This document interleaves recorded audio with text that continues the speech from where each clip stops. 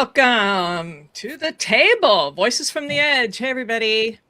How's everybody doing on this Friday? Good. How you doing, Kim? Oh, I'm hanging in there like the rest of us, right? So at our table today, we have August and Maureen, Mo, Roseanne, Keisha, Anitra, and of course, Andrea. Hey, hey. Hi. So how are you all doing?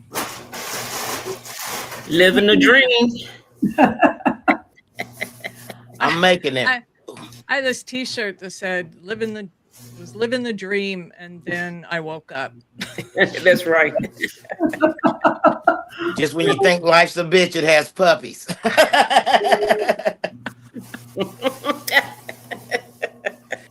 That's not the one I remember, but yeah, that's one of those.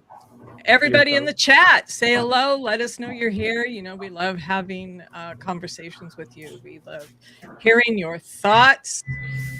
Hey, Jazzy. Welcome. Good to see you as usual. Marley. Hey, Hola. Hola. ¿Cómo está? Hola. Hola, la. All right, so we have a few things to get to today at our table. You know, on Fridays, what we do is everybody picks a topic for us to talk about. But of course, unless there's some big news that comes up, we have to put out there first. And of course, it did. Disturbing as usual, but let's take a listen and then we will have a conversation.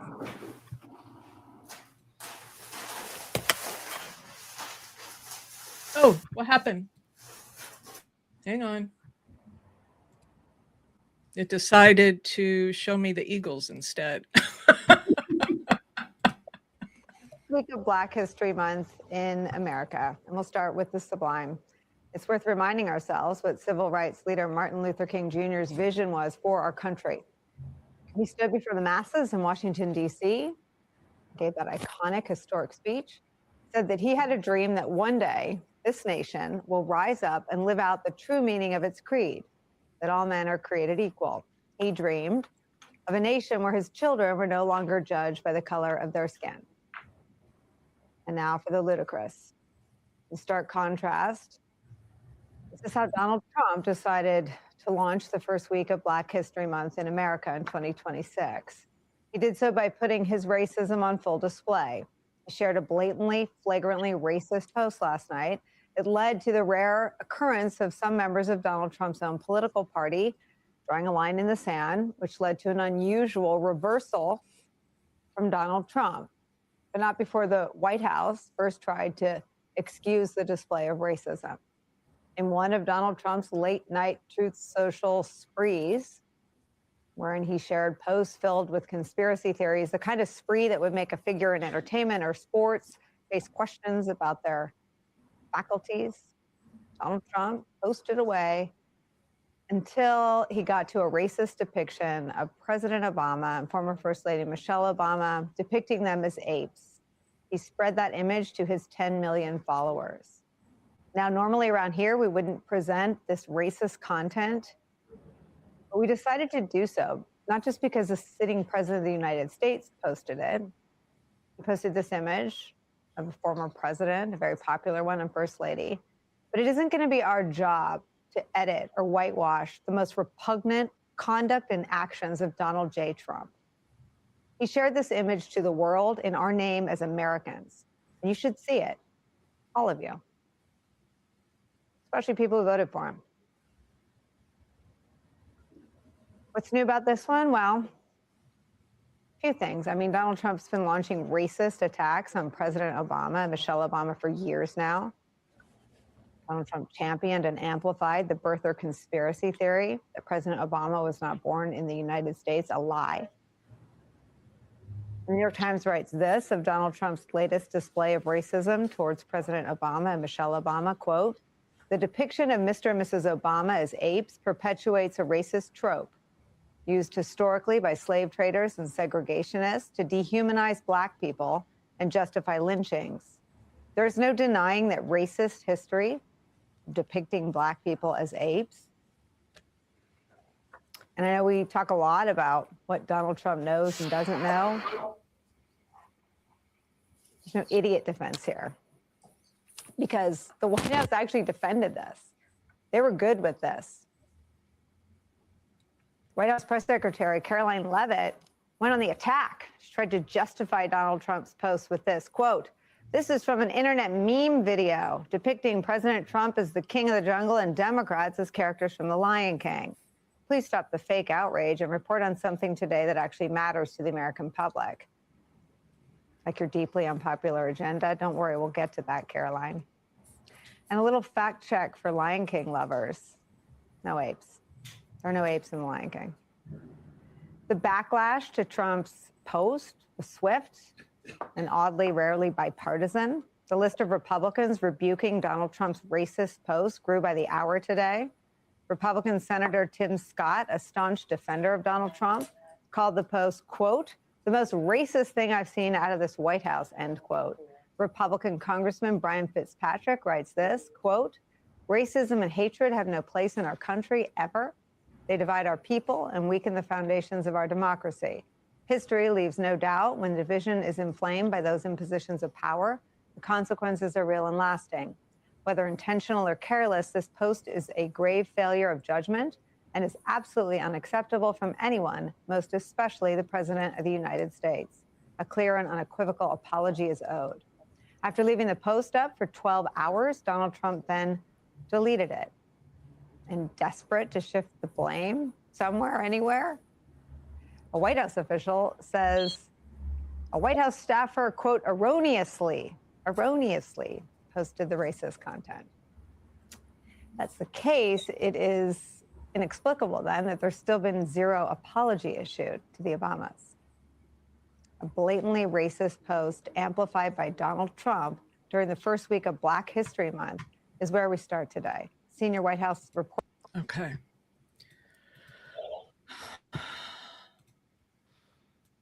That's where we are with that. I'm not going to show the rest of this, but I am going to, unless somebody has a comment about that, I'm going to turn it over to Andrea. Having something up for 12 hours, that was long enough for the world to see it. 12 seconds. Mm-hmm. You talking about 12 hours.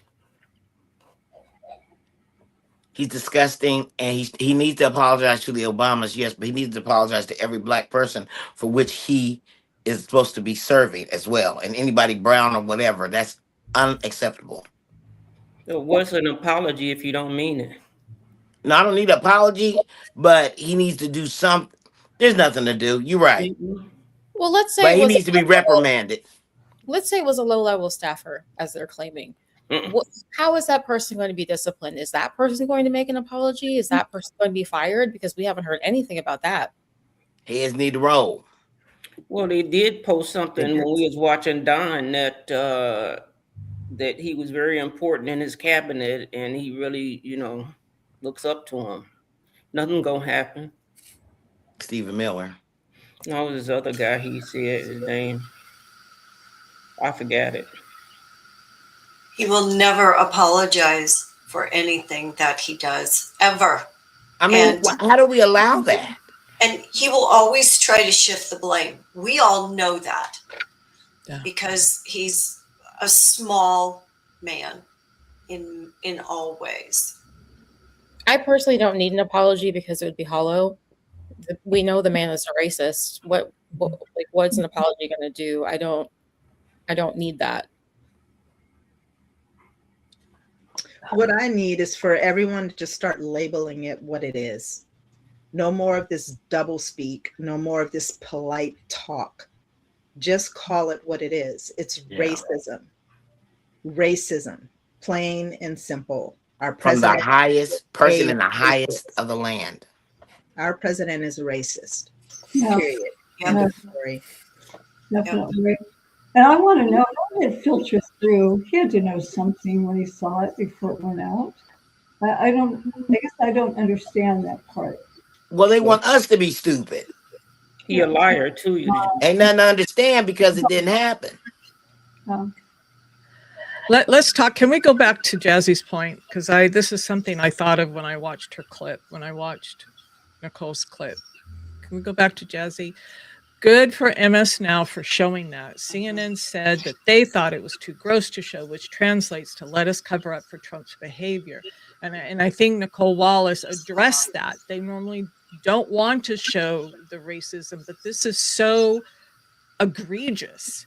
This is so beneath the office that it had to be shown because people need to see it, what this man does. Expose it. We know this man is a racist. We've known for a long time. We also know his followers are racist. And that's usually who he does this for, right? So Jazzy, thank you, because I was wondering, and I will ask the panel, do you think it should have been shown? I don't. Yeah, Andrea? I think that everything he does at this point should be exposed. It should just be laid bare to us as citizens. That's what we deserve. They should have showed him looking like a monkey.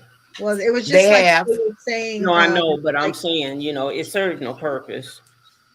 I don't know. I agree with Momo. I think people need to start seeing that. He's been showing stuff like that. It's hard to watch for sure, but it's the reality of what's happening in his administration and with him.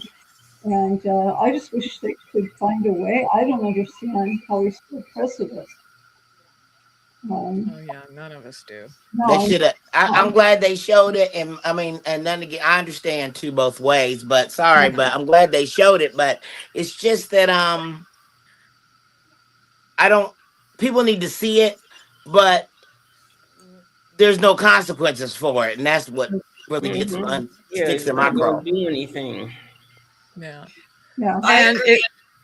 And go ahead, Roseanne. No, go ahead. I agree with Momo, because the more that is shown about this person, it has to start hitting home with his followers, who at some point they may say, oh God, what did I vote for? I don't know, but she's right.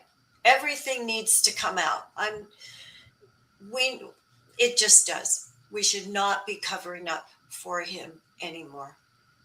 And when people say they supporting him, I can be like, so you supporting that because you can't split the baby? I didn't say not show the story. I said we don't need the picture. They need the story. We still know he did it. Sometimes, but these people don't believe it when they see it. So Yes, that's the only thing I'm saying. They don't care when this base ain't leaving him over a racist picture over Obama. They wanted his birth certificate. I hear what you're saying. That's not who we're trying to reach. They're unreachable. Yeah, that's what I'm saying. The people, his base is unreachable. Mm-hmm. Is anybody who might be on the fence or trying to turn around, and the people who don't live in the United States. But they said it so many times before with the Central Park Five. They've always said he was a racist. So we got to keep putting the evidence out there until somebody listens, I guess. Yeah. Yeah. That's a tough one, but we also know it's another distraction. And we'll talk about that part later. Hopefully we'll get to it, but let's see. So Andrea, I'm going to turn it to you because you have some things you want to share. Well, the one thing I wanted to talk about, racism in America. It's a deeply rooted systemic issue stemming from historical slavery and colonization, continuing to cause significant inequities in 2026 across criminal justice, healthcare, employment, and housing. Despite progress, it remains embedded in institutions, with about 64% of Americans acknowledging widespread racism against Black people experience high levels of discrimination. Key aspects of current racism in America include systemic disparities. Persistent gaps exist in health, wealth, and education, often due to entrenched structural inequalities rather than individual behavior. criminal justice and policing. A high percentage of Black adults report unfair treatment by police, and racial divisions are exacerbated by high-profile violent incidents. Employment and daily life, significant percentages of minorities report discrimination in hiring, promotions, and daily life, including harassment and microaggressions. Shifting perceptions, while many acknowledge the issues, there has been a decline in the perceived severity of discrimination against Black and Asian people since 2021, with about 45% of US adults recognizing high levels of discrimination against Black people as of mid-2025. Impact on youth. Research indicates that roughly a third of high school students report experiencing racism, including harassment and exclusion. While the US has seen some improvement in global ranking for racial equity, it continues to grapple with intense divisions. I'm still staying hopeful and prayerful that one day we'll all be treated, equally, and it shouldn't have anything to do with the color of our skin or the texture of our hair.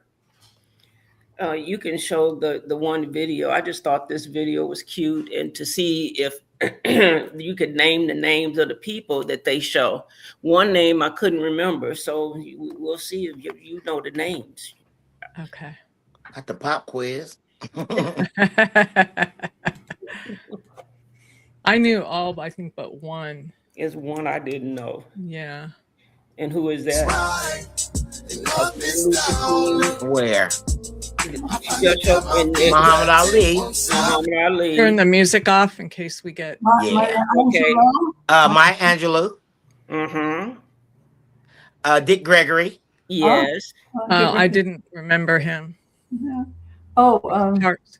Rosa I can't hardly Parks. see her. Rosa Parks. That's who I didn't know. That is James Baldwin. James Baldwin. James Baldwin. Yes. Malcolm X. Malcolm X. Malcolm X, yeah. Tupac. Is that Biggie and Tupac? And Biggie. Tupac and Biggie, yeah. There you go. Yeah. Do you want to go back? Yes. James Baldwin. Excellent documentary. Love James Baldwin. I Am Not Your Negro. Yes. Yes. Right. I highly recommend it. Yeah. A lot of the filmmakers in Malcolm X and James Baldwin and all that, obviously we study a lot in film and media. And so that was just an excellent film. I thought that was cute for Black History Month. Yeah. No, it was great. Thank you, Andrea. Okay, you're welcome. Love that. And I'll finish up with, this is a small article about ending racism and discrimination in the United States, ending it. Ending racism and discrimination in the United States is a multifaceted challenge that encompasses both individual prejudice and systemic issues. Racism is often understood as negative attitudes towards certain racial groups, but it also includes institutional racism, which manifests through policies and practices that perpetuate inequalities even in the absence of overly racist individuals. Despite significant social progress since the civil rights movement of the 1950s and 60s, racism and discrimination remain deeply embedded in various aspects of American life, affecting employment, housing, healthcare, and criminal justice system. Various proposals have emerged to address these issues, including increased multicultural education, legal reform, and calls for radical social change aimed at repairing historical injustices.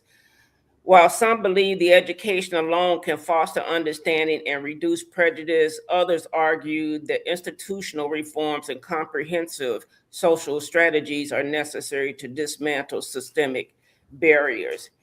However, there are also conservatives, or I can't even say that in my mouth right now. I'm like Donald Trump. Perspectives, there you go.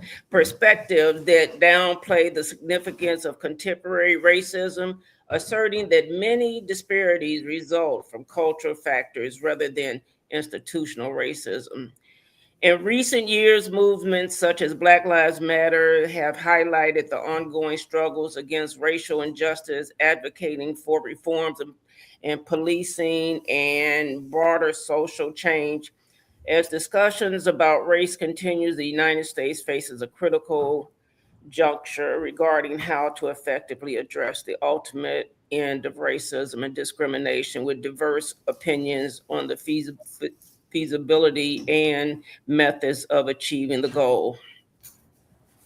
This was published in 2023. Well, my thing is, it sounds great, and that's what's going to have to happen. But unfortunately, you can't fix what you don't acknowledge. And they acknowledge it. They just Kinda. don't care. They acknowledge it. They know Trump knows he's racist, and he knew it when he did that. That's not acknowledgement. Knowing it, I'm saying I'm not talking about Trump being racist. I'm just saying the country. They know they are That's what. too. But they don't admit it, so they don't acknowledge it. Mm-hmm. That's my thing. But to me, they do acknowledge it. When you go, like they said, to apply for a job, they know they're not going to give it to you. If Can you I want, Sorry, I was just going to say, I think you have a swath of people who think that they're not racist, and they actually don't realize that they are. They think, I'm a good person, I can't be racist, but they haven't actually examined their beliefs or their behaviors to see if they actually exercise racist behaviors. sometimes I ask people, have they had Black people over or other minorities over their house? Do you ever invite people that don't look like you over your house? Somebody asked me that once, and I said, every nationality under the sun has come over my house. But you have people who will date, marry, have children with Black people, and on one side of their mouth, kiss the person they're with, but say all kinds of racist shit about all Black people, because they have not examined their racism. They think it's funny. I know people that'll date you but won't marry you. Hawaiians, they'll date Black people, but they don't marry them, especially the men. Anybody else? I just think it needs to be widely talked about. I mean, Black people, we talk about it because we face it so much, but I just find that white people don't often, I mean, some speak on it, but not a lot. They don't speak of it. And I'd like to share a conference I went to in Atlanta one time, an HR conference. It was amazing. I can't remember the name of the organization that put it on, but they did a lovely job of bringing people together of all ethnic groups to interact with each other. And I remember that was so intriguing to me, but I learned so much. And they brought in guests. Martin Luther King's daughter was interviewed, Simone Biles, and we had interactions with each other in each conference we would have at this place. And the gentleman was biracial, their HR executive, and he was an amazing speaker. And he was brought up in foster homes. And I guess the point I'm making here is it was so much great interaction with everybody. Everybody really worked with each other, had fun with each other, and explained what their concerns were, what they were upset about.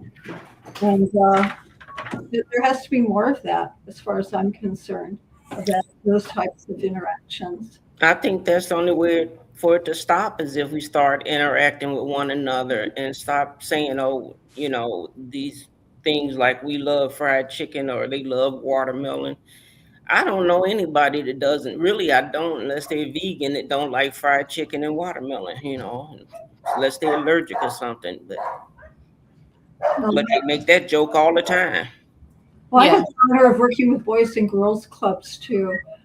And for me, it was an eye opener. It was just so fascinating to watch and go visit the clubs and the little kids that would have conversations with us outside of Atlanta. Boys and Girls Club of America is based in Atlanta. And those people were always so gracious, and I shouldn't say this. Me jumping into that diversity was an eye opener.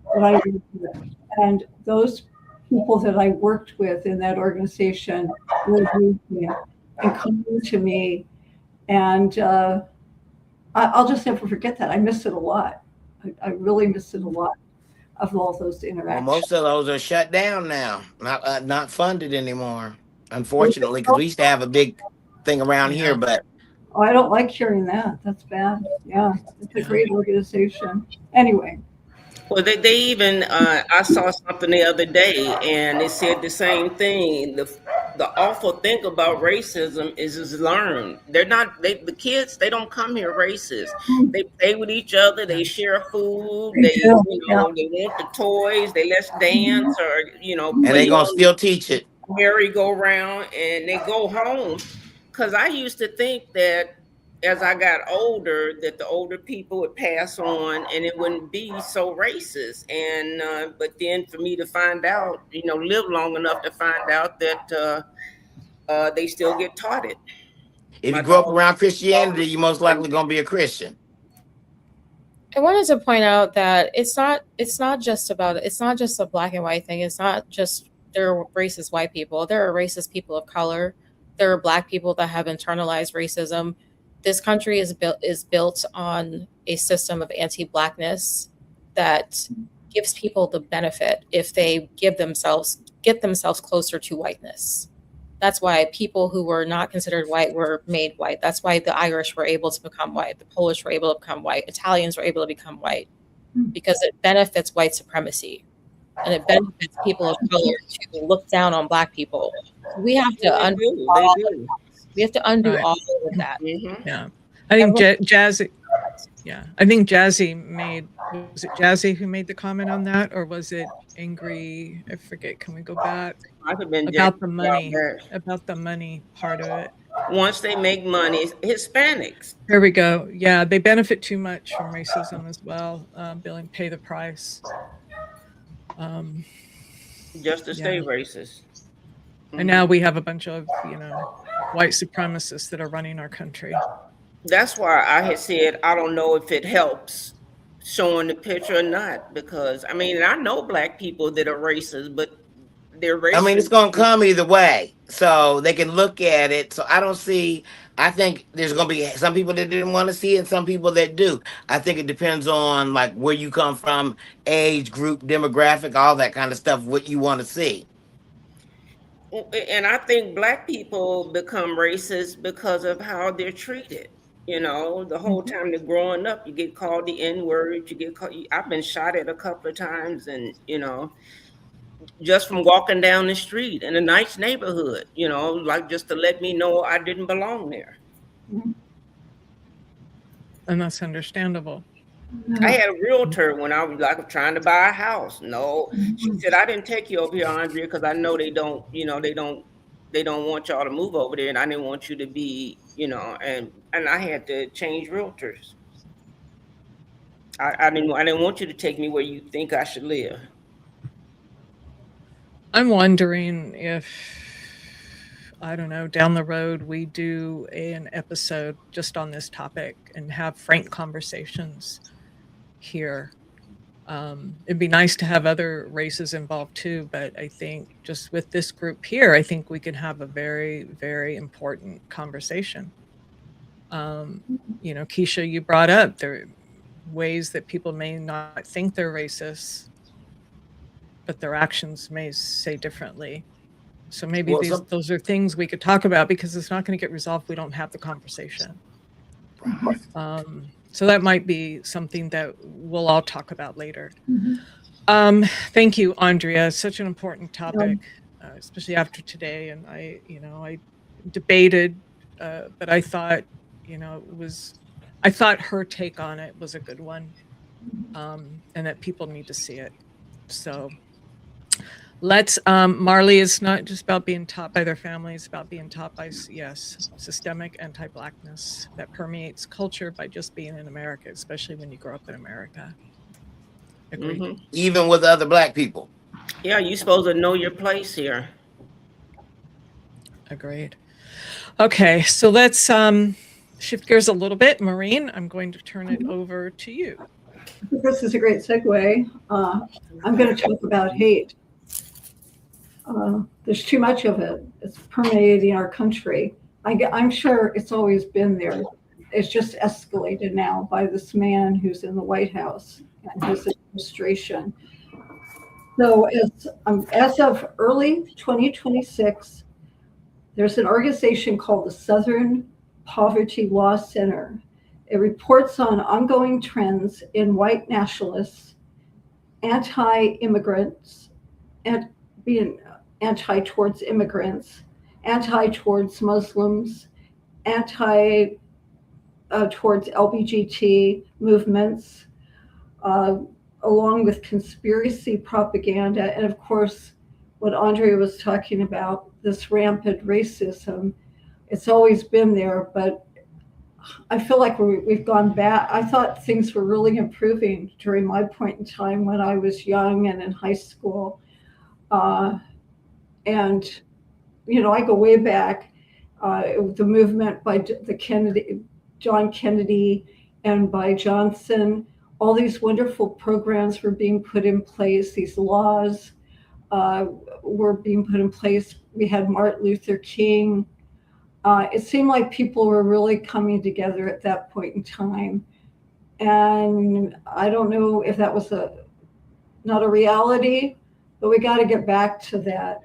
This is just terrible what he's doing to our country. And I think what Kim was talking about, that would be an interesting program for us to do, Kim, to talk about that for all of us. But going on, this organization is putting efforts in to combat these issues, including the what they call Never Is Now Summit in March 2026 on anti-discrimination, new legislation efforts that are likely to stop hate. They call it the Stop Hate Act. We'll see how this evolves. That would be wonderful. And what I have now is a video that's going to be played at the Super Bowl. I'm very impressed by it. And let's just play it and you'll see what I'm talking about. Oh, do we hear? No, we don't hear. Okay, hang on. Oh, there it is. Let's go back.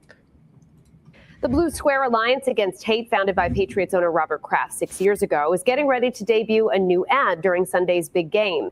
The campaign, titled Sticky Note, asks viewers to speak out against anti-Semitism and hate in general, as hate crimes are on the rise nationwide. The ad features the troubling statistic that 2 in 3 Jewish teens have experienced anti-Semitism. The organization's president, Adam Katz, says the big game is one of the most unifying events in the country, making it the perfect platform for setting aside our differences to come together. And that's really what the Blue Square is it's triumph of the human spirit coming together through allyship and saying we can overcome anything. We can overcome adversity. We can overcome hate. And so when we see canvases like Super Bowl, like Olympics, those are perfect opportunities to tell these stories. Katz says hate is especially growing in the younger generations, with people under the age of 30 3 times more likely to witness anti-Semitism. So is it about racism or is it about anti-Semitism? Sorry. Go ahead. Well, they do say, but I don't care for it. Oh. Because what happens is that I feel like the Jewish population often gets anything you say, if you can't say something, it gets put into anti-Semitism. But Black people don't get afforded and brown people don't get afforded the same thing. That commercial is saying, don't participate in anti-Semitism, which is great, and these other people too. It's either hate or not hate. It shouldn't be specific people. So I don't like it. But I respect it because that's America. Yeah, because that's what we're saying. It's if you're any race other than black, blacks have always looked as the worst of the worst. At least I'm not black. Even Because Chris Rock said brown it. He people said think there's a that homeless, one-legged man that don't want to be him, and he's rich. So I guess that video, I guess I was just interested in the fact that No, you haven't done anything wrong. I'm not getting upset with you. It's just that it proves the point, though. It was perfect because it's great, but we're going to see this on the Super Bowl. All these people are going to see this. And why not make it about hate, period, bullying or anything, hate in general? Wait, I feel like it's targeted. Maureen, why did this appeal to you? I really wasn't even looking at the fact it was about a Jewish young boy. I was just looking at the fact that it was talking about how anti-Semitism isn't right. And I thought the ways that it was good that they were showing something that positive at the Super Bowl. That's why this caught on with me. Yeah, I wasn't looking at it any other way. Yeah. Well, the only thing I would say about it, like I'm with you, Maureen, about the anti-Semitism, but I'm gonna be honest with you, and this is my own bias.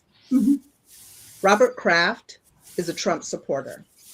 So the fact that he puts up an ad that has to do with anti-Semitism, it makes me go down this wormhole. Like, is it backed by AIPAC?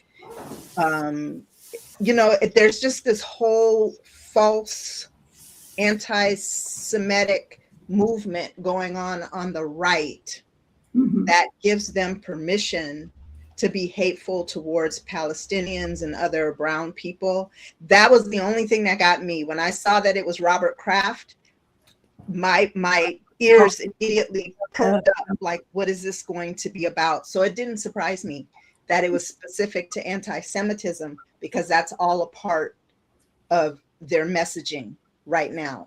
I'm with Anitra in that I would have been more impressed by it if it was just about hate, period, and not specific to anti-Semitism. But there is a spot for that, because there does need to be a tamp down on anti-Semitism, because they are getting it from everywhere. The Jewish people are getting it from everywhere, because this is a false sort of concern for Jewish people right now. Is that your cat? It's my granddaughter. Baby. Oh, my granddaughter didn't like this video either. So no, I mainly focused on the hate thing. I'm so tired. I'm glad you played it, though, because it speaks volumes. And there's a whole and I said, I don't mean Israel is my issue. And I feel like that's part of their agenda, and I don't know what they're trying to do. I don't like I don't like that either. That's slimy to me. Hold up, especially since I agree with you on that. Well, but it's interesting. And people thought that since black people were starting, well, at least Trump and his associates thought that we were finally coming up in America, especially the black woman. He made sure that Elon Musk came in there and got rid of over 350,000 of them. And when you look at Trump's cabinet, when they have meetings, you don't see any black people in there. They're just trying to erase all the black statues again from history.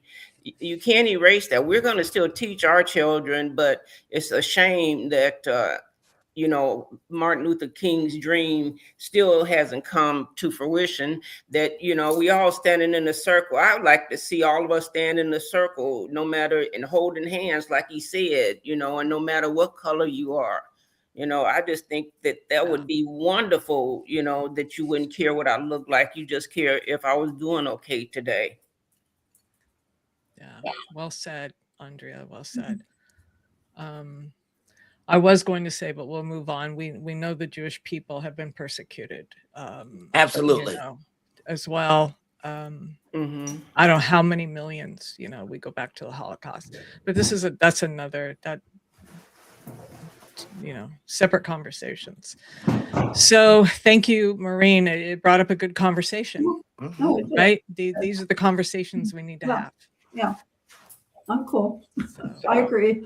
I didn't know about those things, and you brought that to my attention. Yeah. Yeah. No love. No. Okay, let's turn it over to Keisha. I just wanted to comment on Marley's comment where she says, interestingly, they featured a young Black man to protect the bullied boy. I do think that's interesting too, because a lot of times that is what we do. Because we have been treated so poorly, we look out for other people. When we see people being oppressed or discriminated against. Yeah, I just thought that was something that was worth pointing out. Thank you, Marley. Yeah, so great point. My topic is about something that came out from the Heritage Foundation. So the people that brought us Project 2025 have come out with some new shit. And that new thing is a report called Saving America by Saving the Family, a foundation for the next 250 years. And it is terrifying. Kim is going to put up a thread that breaks it down, because if you go to the Heritage Foundation website, it is a 1 hour read. It is a lot. It is very meaty. So we're not going to go through all of this because it's a lot. But so they basically want to protect the sanctity of the American family in a very traditional way. And traditional in their minds is going back 50, 100 years of progress for women. And as this person states, needs sunblock on threads, this is a 150-page, densely worded report. And if we go to the next post. So the economic coercion problem. They want to make marriage economically mandatory for lower income women. And they're going to do so by eliminating welfare for non-married parents. They say the welfare system has made marriage economically irrational for many low-income couples. Nearly all of the cash, food, and housing programs focus on subsidizing non-married single-parent families. So the solution is to flip it so single parenthood is economically irrational instead. And what this means for women, keep scrolling. Poor women are pressured to marry or stay married to avoid poverty. Shotgun marriages for economic survival, not love. Trapped in bad, abusive marriages because leaving equals losing $17,000 a year in welfare cuts. They acknowledge that this worked in Hungary. And of course, Hungary is currently ruled over by Viktor Orban, who is a dictator. Their marriage rates doubled partially through shotgun weddings for the baby loan benefits. So I want to pause there and talk about that. They are basically demonizing single parenthood. There's a lot of reasons why people become single parents. There's a lot of reasons why women are the single parent. So what happens if you're inadvertently a single parent, like you lose your spouse to an accident or they become injured? What are you supposed to do then? Sorry. See. Yeah, we'll be looking at arranged marriages. And someone who my first marriage was abusive, I will say, yeah, I got out of it for a damn good reason. And I know women couldn't get out of it. They stayed. Yeah. They do not care. They do not care about your circumstances. No. They think husbands have a right to abuse. If you got 14 kids with somebody, you got to stay together. You're supposed to, and you're supposed to anyway. Because they see it as a moral failing. Well, they some fake Christians anyway, and they trying to make it seem like it's biblical. But all this is some kind of Handmaid's Tale type business. Stay in there. You got to be a trad wife and all this kind of stuff. I just, it's so antiquated. It's a male ego designed policy, ideology, whatever it is. It's all about the male ego. They don't like the fact that women are smart. They don't like the fact that women can go out and work and support themselves and be independent and do it all. That's why there's a backlash right now with Erica Kirk saying she was going to take over a Turning Point just like that. She is that's the antithesis of what they teach. So once again, hypocrisy. Yeah, it's just like every other system that's been propped up to make mediocre white men feel superior. So if we could put up the thread again and go to number 2, forced choice, career versus motherhood. The home child care equalization credit is designed to keep mothers home. So you get $2,000 a year bonus for married parents who don't use daycare, but only if you're married and only if one parent stays home with kids under 5. The explicit reasoning: most of these parents and potential parents would prefer to spend more time raising their kids at home if they could afford it, but the federal government largely provides support only for parents who pay others to help take care of their children. Keep scrolling, please. Okay.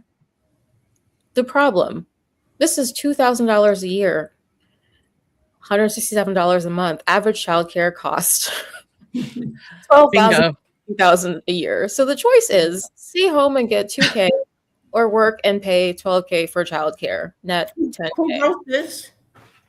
Who wrote this?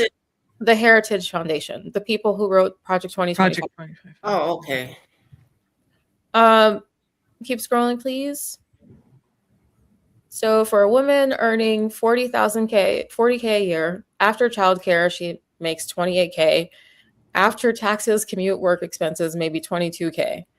Is working worth $22K? Many will say no. So the implicit message is we want mothers, specifically home with children, and we'll structure incentives to make working financially irrational. Number 3, the marry young or face financial penalties trap. The Nest accounts punish women who marry after 30. So, how Nest works: you get $2,500 at birth. It grows to $38K by age 30. If you marry by age 30, it's a tax-free withdrawal. If you marry after 30 or stay single, you're fully taxed. The explicit goal: Congress should expand the Trump accounts by creating separate newlywed early starter trust accounts that support men and women who marry by or before the current average age of first marriage, about age 30. If you could scroll a little bit more. What this does to women: the average age of first marriage for women is 28.6 years. Professional/grad school paths often mean marriage at 30 to 35. Med school, law school, PhD, you're penalized with a 20% tax hit on your Nest account. I would marvel. The message is marriage in your 20s is correct, marriage in your 30s is wrong. We can pause it there if you guys would discuss. They don't want women to be educated. They want them to be barefoot and pregnant in the kitchen and slaving 24/7 for an abusive man, and possibly his mother, who will come and live with them and cycle in to that with them. And who buying the groceries? And the women I know make more than $40,000 a year. Yeah, me too. The average. Well, anyway, we're not even gonna get into that. These heritage people, as I'm reading more about them, I told people it's disgusting. It's some kind of something from a nightmare or something, like we're like if men could rule the world and have everything they wanted to, it's this. And there's women participating in it almost like they don't realize that they're going to be affected by this. Kind of like the Stepford Wives. Yes, the original, not that. why yeah, is the original. Well, it doesn't why is surprise Trump me. giving them all that money, giving Melania all that money? I mean, they make deals for her to even stay there. She has to agree to money. He got to agree with her. It only applies to others, not them. Oh, I'm sorry. Right. Yeah, for you. But I'm not surprised that Hungary comes up in this, that Orban comes up with this. But the other country that reminds me of this is Iran. Iran wasn't always the Iran of today. If you look back, right? This is what happened in Iran. Yeah. Exactly. So this is some scary shit. So they say they like women to shut up, huh? Shut up and open up.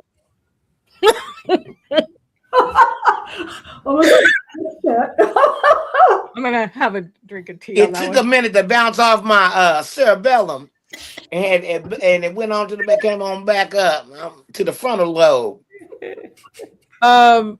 It's a long thread, so I'm not going to go through the whole thing, but I do want to go to number 7. I'm hitting the highlights. Number the lowlights. 7, 6, 7. Okay, the divorce trap.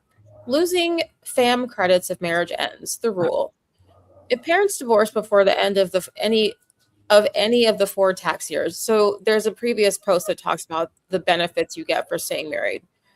They would not be eligible to claim the full FAM credit for that child in that or any subsequent tax year. So here's a scenario. A woman marries at 26, has baby 27. She should be entitled to $17,670 over 4 years. Husband becomes abusive at year 2. If she divorces, she loses $8,836 in remaining credits. Keep going. So the calculation: stay in abusive marriage, keep $8,836 plus avoid welfare cuts. If you leave, you lose the credits, you face welfare work requirements, and it's harder to afford childcare. This is classic economic coercion. There's also a biological parent requirement that excludes modern families. So this FAM credit is only for biological married parents. So $4,418 refundable tax credit for married joint filers who have a child, and where both the tax filing adults claiming the credit are the biological parents of the child in question. Who is excluded? Stepmothers raising stepchildren, adoptive mothers. They get an adoption credit, but it's different structure. Women who use egg donors, women who use surrogates, foster mothers, lesbian couples, even if legally married. So the message is only natural biological support structure. So this now also is targeting people in same-sex relationships and people who cannot get pregnant biologically. I was just going to say, what if I have a barren womb? They'll kill you. And some countries do that. You know, you're worthless. I know it. I'm worthless. That's what they think. Do they just sit around a freaking conference table and think up these horrible things? They must. I think they sent them a text message. I think they already had it on mine. They was like, "Oh yeah," and then make them do this. They've been working on this for years. I told you. God. And then they saying, like JD Vance was saying, like, oh, and then if you're married or you do this, then you have better making it your vote count more. Is he crazy? And what if you already raised your kids? Is this, can you get grandfathered in? I mean, well, we're not gonna whoever if this comes to fruition, women aren't gonna have the right to vote. They're gonna take that away too. Of course. I mean, now we got to be suffragettes again. Jesus Christ. So on that note, what scares me is on the face of it, the way they couch some of these things, I think there will be some young women who think, oh, this sounds good.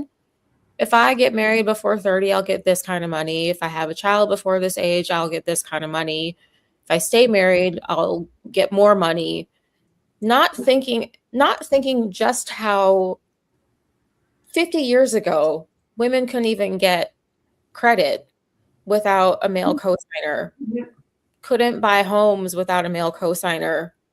and 100 years ago couldn't vote. And for some of us, it was even closer than that, because because education is not where it should be. People don't know their history. And so I'm afraid that there are some people who'd be easily swayed by this, because people are really good at making it seem like it's a good idea.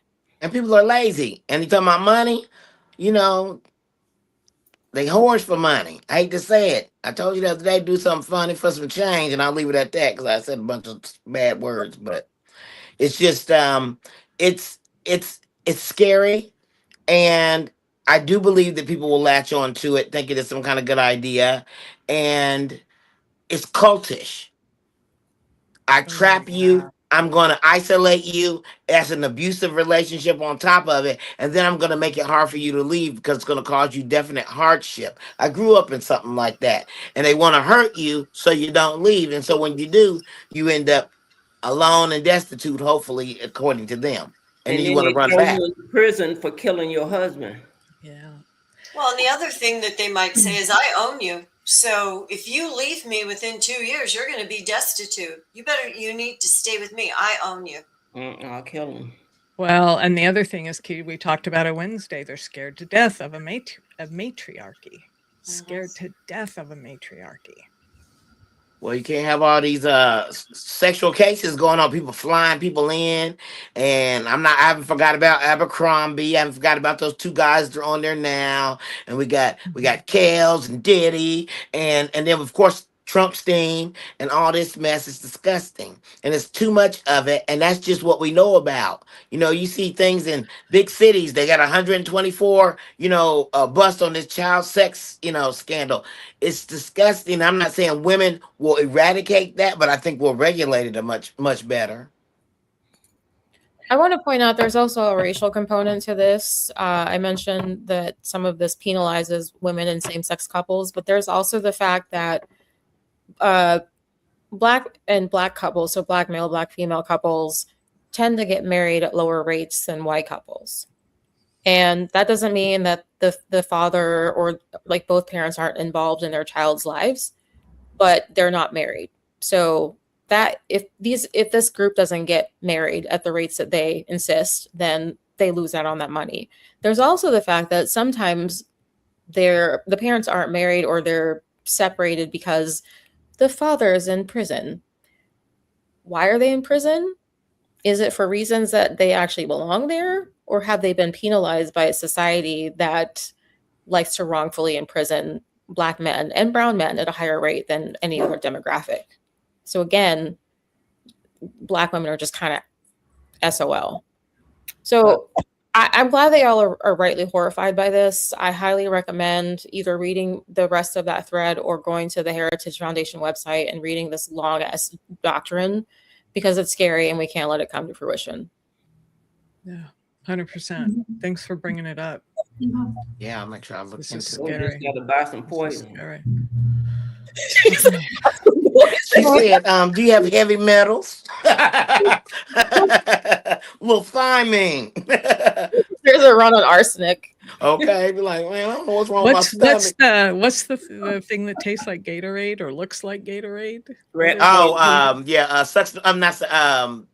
Antifreeze. Yeah. Oh, antifreeze. Yeah. Does arsenic have a shelf life?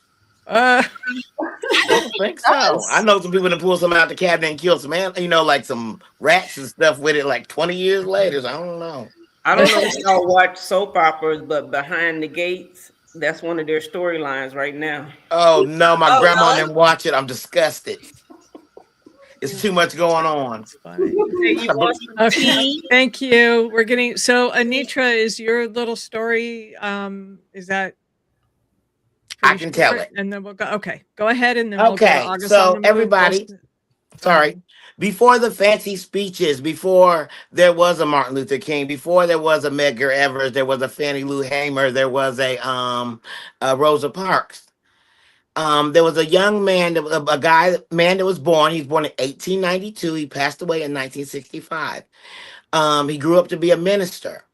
This minister was a clever, a very powerful speaker, but they lived in Montgomery, Alabama. And of course it was segregated.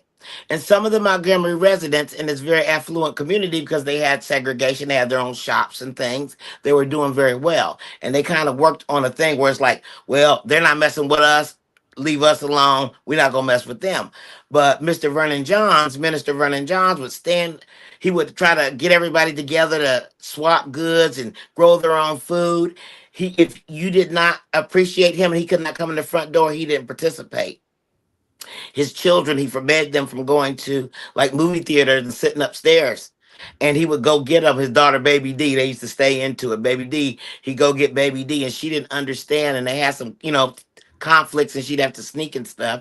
And the community started to turn against him, his church community, because he'd stand on the front lawn with some overalls, cutting up watermelon, and have some wild sign on. And he was drawing attention from the white people in Montgomery. And the deacon board kept getting together and all the parishioners, and they was like, he's got to go. So after a while, many years, they said, we firing you because you are pushing buttons. You're rocking the boat. And you know what he told them? You damn right I am, because I'm a boat rocker. And he rocked it. And he ended up spending the rest of his life traveling around the southern United States from church to church, because nobody could handle him. But this is the most interesting part. So they hired a new pastor when he left. And they thought, well, goodness, this guy's young. He's like damn near a teenager. We could tell him what to do. He's not going to be messing up. He's not going to be starting stuff with the white people. He's not going to be making all this noise. We'll be left alone. And this minister got up the first Sunday and got to preaching about civil rights and the things he wanted to do. And they looked at each other and thought, oh no, what have we exchanged for this man? And that minister's name was Reverend Dr. Martin Luther King Jr. So you never know who you're giving up and what and I think it's wonderful. And if you get a chance, look further into Mr. Vernon Johns. He is somebody that had a story, and he was played in the movie by James Earl Jones back in the 80s, I believe. And it's really a good story. You love it. Thank you. That's a great story. Thank you. I read it today. I love that. And Jazzy, you are on fire today, girl. She's throwing some funny lines out there.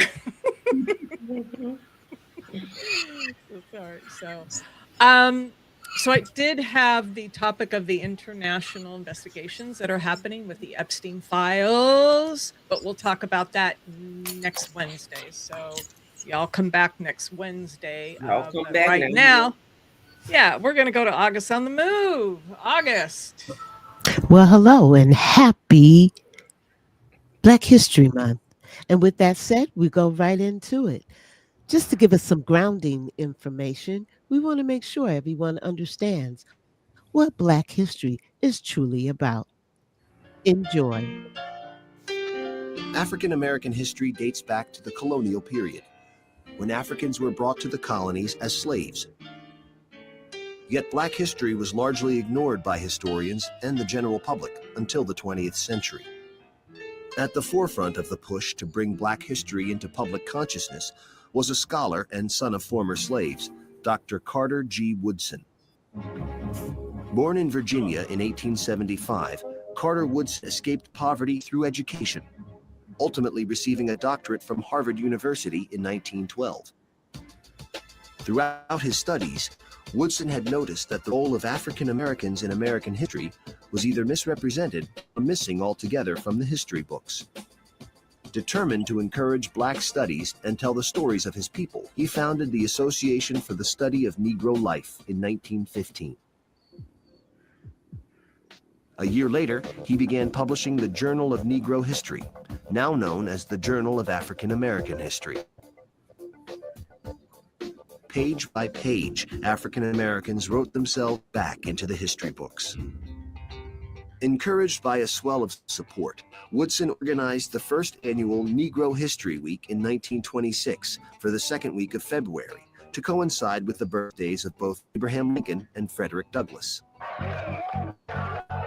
The civil rights movement of the 1960s reflected the growing pride and cultural identity among the Black community.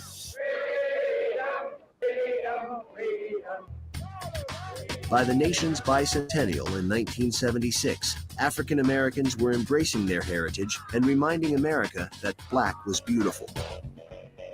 26 years after Carter Woodson's death, Negro History Week became Black History Month as part of the bicentennial celebration. Dr. Carter Woodson left an indelible mark. His work ensured the long and rich histories of African Americans would never be forgotten. Black History Month continues his legacy. We honor the people and their achievements in celebration of the African American experience. And that was a page from Black History Month.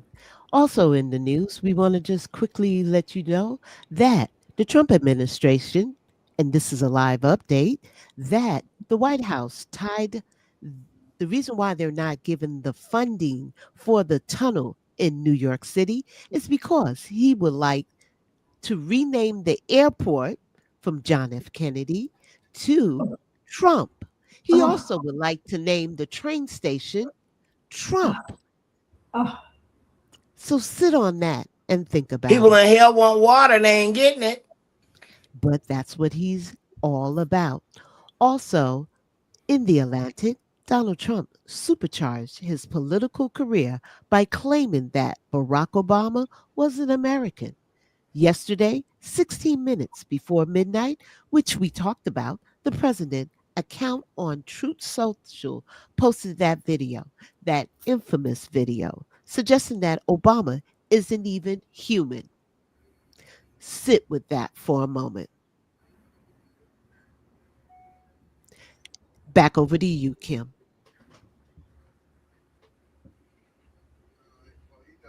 Why you want to be like somebody that you don't think is human? You're showing your whole card. You're showing your whole card. That's all I'm saying. Excuse me, HR. Yeah, he's the monster. He is He's the monster.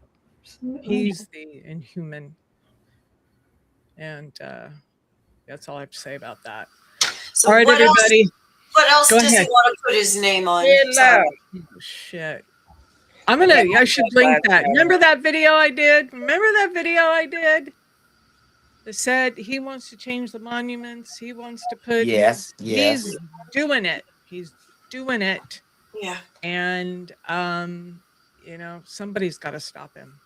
Yeah. He's got to be. We're gonna have to stop him because don't look like we pretty much on our own. I mean, people are trying. Don't get me wrong.